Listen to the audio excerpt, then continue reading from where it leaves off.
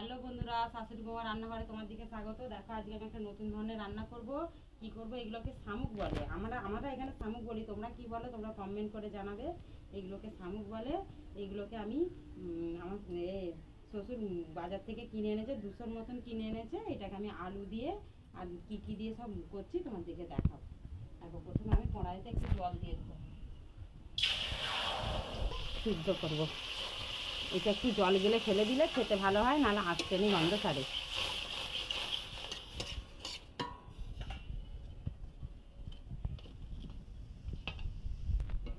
দেখো বন্ধুরা, এবার আমি এইটাকে ঢেলে নেবো, কড়াটাকে একটু ধুয়ে নেবো।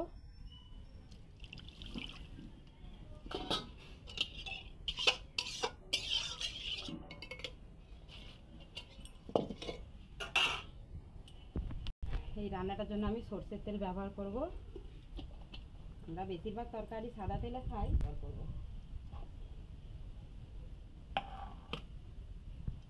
দিয়ে আমি আলুটা একটু ভেজে নেবো।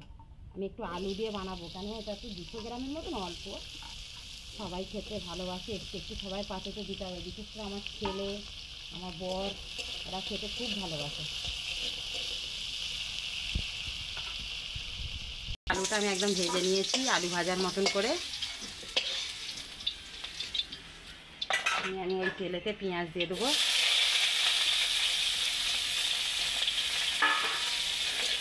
পেঁয়াজটা একটু ভাজা হয়ে গেলে আমি ওতে আদা রসুন দেবো। আচ্ছা বন্ধুরা, পেঁয়াজটা আমার হালকা ভাজা হয়ে গেছে। এবার আমি ওটা আদা বাটা দিয়ে দেবো, রসুন বাটা দিয়ে দেবো, দিয়ে ভালো করে নাড়বো।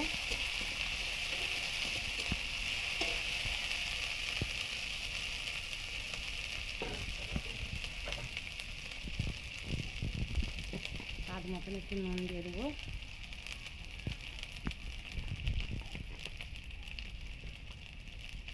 হলুদ দেবো, লঙ্কা গুঁড়ো দেবো, লাল লঙ্কা গুঁড়ো দেবো।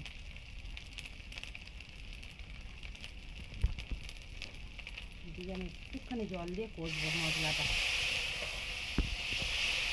এবার দেখো বন্ধুরা, ওতে আমি এই শামুকগুলোকে আবার দিয়ে দেবো, দিয়ে একটু কষবো। ভালো করে এতে কষে নেবো, নাহলে শামুকের একটা আঁচড়ে গন্ধ আছে, সেই গন্ধটার জন্য অনেকে খেতে পারবে না। এই জন্য আমি একটু ভালো করে এতে কষে নেবো। দেখো বন্ধুরা, এটা আমার হয়ে গেছে। এবার আলুগুলো দিয়ে দেবো, দিয়ে ভালো করে কষে নেবো। নিয়ে জল ঢেলে দেবো, দিয়ে একটু গরম মশলা দেবো একটু পরে।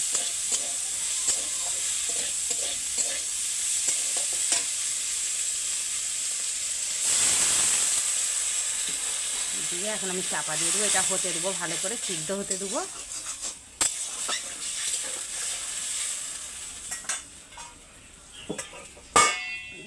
দেখো বন্ধুরা, তরকারির জলটা আমার অনেকটা শুকনো হয়ে এসছে। এবারে আমি এতে গরম মশলা দিয়ে দেবো। দেখো একটা বাটিতে আমি গরম মশলা বেটে নিয়েছি, এটা আমি দিয়ে দেবো।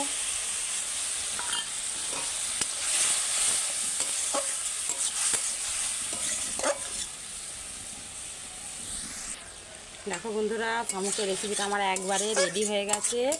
কড়া দিয়ে নামিয়ে নেবো। তোমাদের যদি আমার এই রেসিপিটা ভালো লাগে, প্লিজ লাইক করো, কমেন্ট করো, শেয়ার করো। আর তোমরা কিভাবে বানাও তাও আমাকে কমেন্টে জানাতে পারো। এবার আমি নামিয়ে নেবো। Thank you.